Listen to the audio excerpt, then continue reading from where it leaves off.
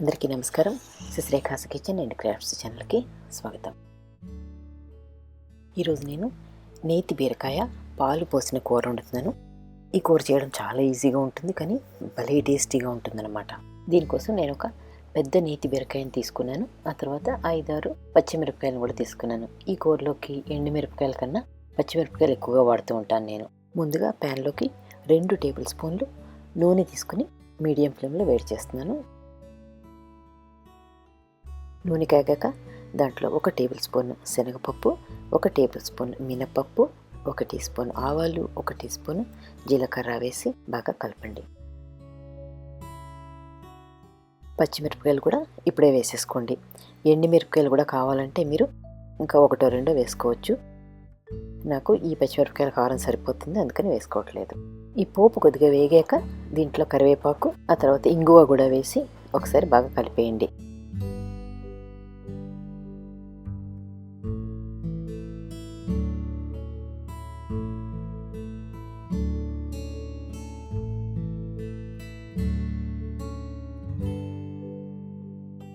ఆ తర్వాత కొద్దిగా పసుపు వేసి ఆ పైన తరిగి పెట్టుకున్న నేతి బీరకాయ ముక్కల్ని వేసేసి కలిపేయండి. మామూలుగా అయితే ఈ టైంలో కూరలో మనం కొద్దిగా ఉప్పు వేసుకుంటాము.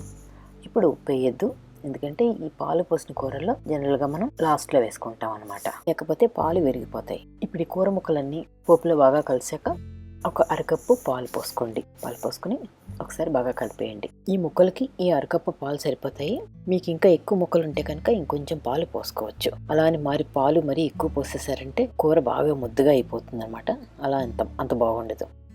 ఇప్పుడు ఒకసారి మూత పెట్టి ముక్క ఉడికే వరకు ఉడికించండి. మధ్యలో ఒకసారి మూత తీసి కూర ఒకసారి కలిపి చూసుకోండి. ఇంకా ఉడకపోతే మళ్ళీ ఒకసారి మూత పెట్టి ఉడికించండి. పాలన్నీ ఎగిరిపోతే కనుక మళ్ళీ కొద్దిగా పాలు పోయండి. ఇక్కడ చూడండి, కూర బాగా ఉడికింది, ముక్క మెత్తబడింది, అలాగే పాలన్నీ కూడా ఎగిరిపోయాయి.